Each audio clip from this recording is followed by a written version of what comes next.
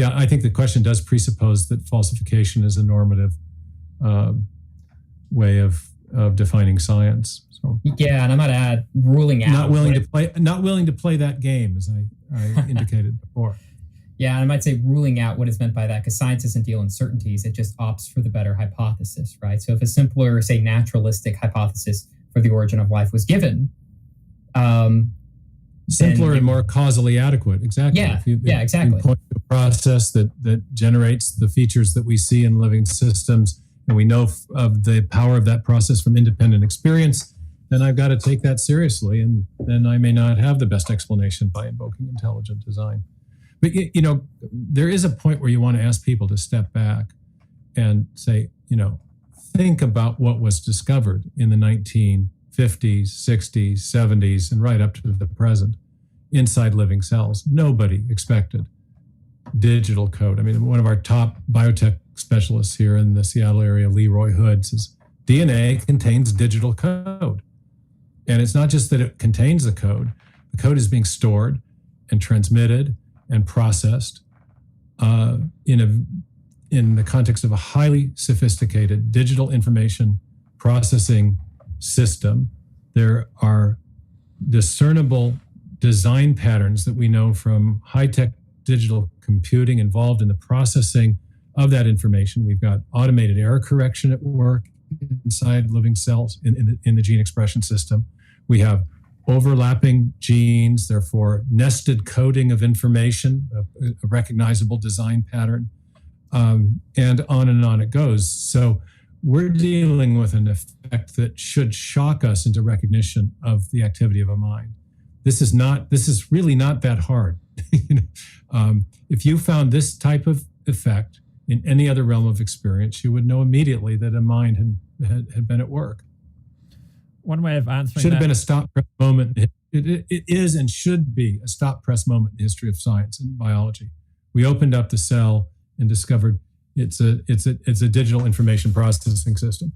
Dawkins himself this summer had a tweet in response to an Aussie group that had animated, I think it was the DNA replication system, but one of the parts of the information processing in the cell. And he said he was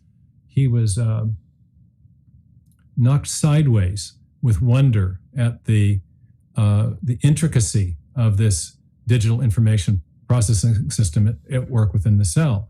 And then he went on to say something about how wonderful it was that scientists had worked it all out. Well, yeah, absolutely. It's wonderful that scientists have worked it all out. But that dodges the big question, which is how did it get here? The origins question. He has no explanation for that, and he's acknowledged that because it's essentially a question of the origin of life. And the reason we don't have an explanation for the origin of life is we have no explanation for how you get from chemistry to code. And that is a gap that has not gotten any closer to being closed in 70 years of origin of life research. They can't even escape the divine design inference and how they speak about their own theory.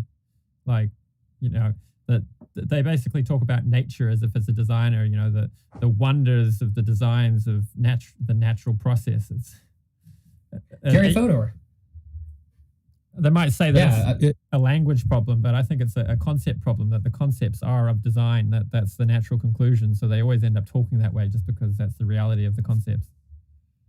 Yeah, there's a wonderful historian of science at Stanford, Timothy Lenoir. Don't know if he's still there, but he's wrote a book about the role of teleology in biology. And he said, that teleology has been rejected as a mode of explanation or understanding in the biological sciences. And yet at every turn, biological scientists are hard pressed to describe the systems inside living organisms in a way that doesn't impute teleology to them.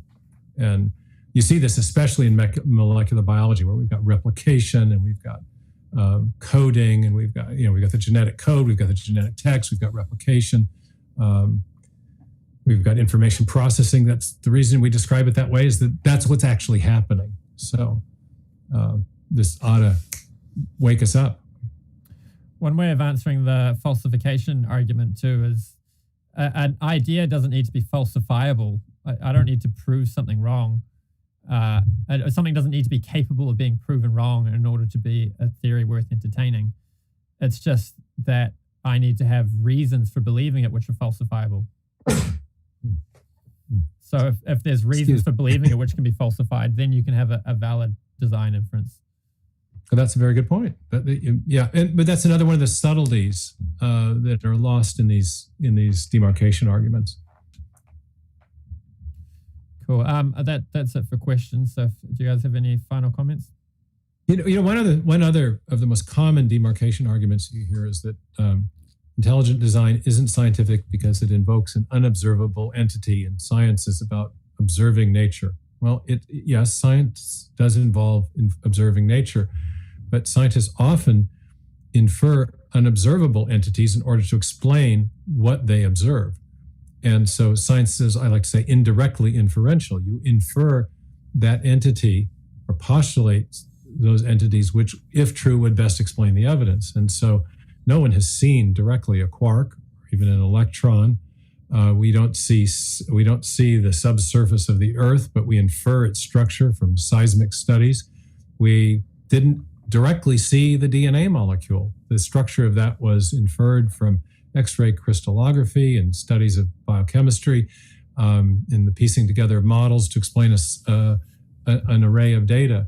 So, and in the historical sciences, we don't see the Big Bang. We don't see past mutational events. We don't see past inferred transitional intermediate species. All these things are inferred from things we can see. So this idea that simply because something is unobservable, a theory that affirms such an unobservable is therefore unscientific, is an unsustainable objection. It would disqualify theoretical physics, evolutionary biology, cosmology, geology, psychology, and a whole bunch of other sciences. So